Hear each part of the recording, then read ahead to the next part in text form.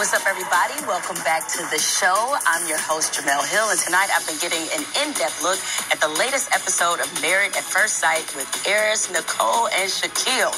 Okay, Nicole, on tonight's episode, you and Chris talked about making moves and changing names. Let's take a look at this clip. Got the lease agreement. Oh, nice.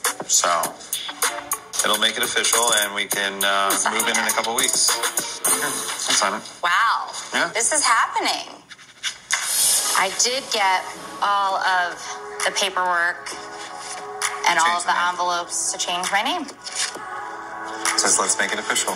Let's make it official.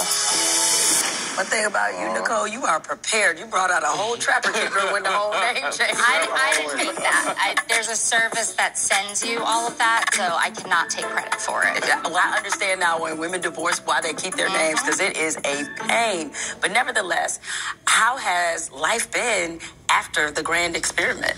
Life has been great. We were planning to live separately until our new lease started, but we just didn't want to. So Charlie and I moved half of our stuff into Chris's one-bedroom apartment. Now we're just living like an old, boring married couple, and it's great.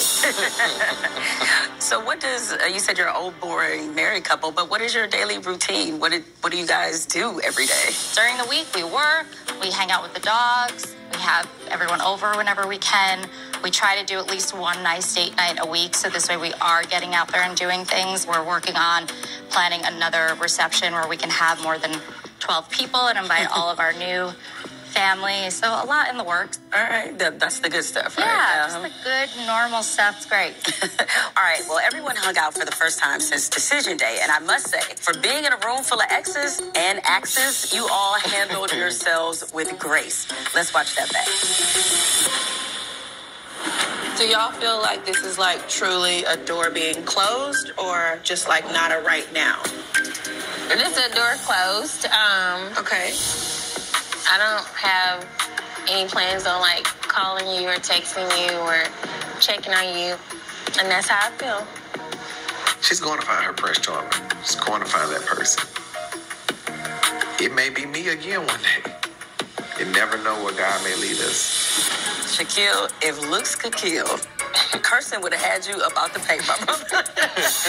Now, that was the first time you all had seen each other since decision day. So what was running through your mind when you saw her again? I didn't know how the interaction was going to be. I didn't talk to none of them up until that point because I just needed time to myself. If looks can kill, Kirsten probably would. I'll be dead right now.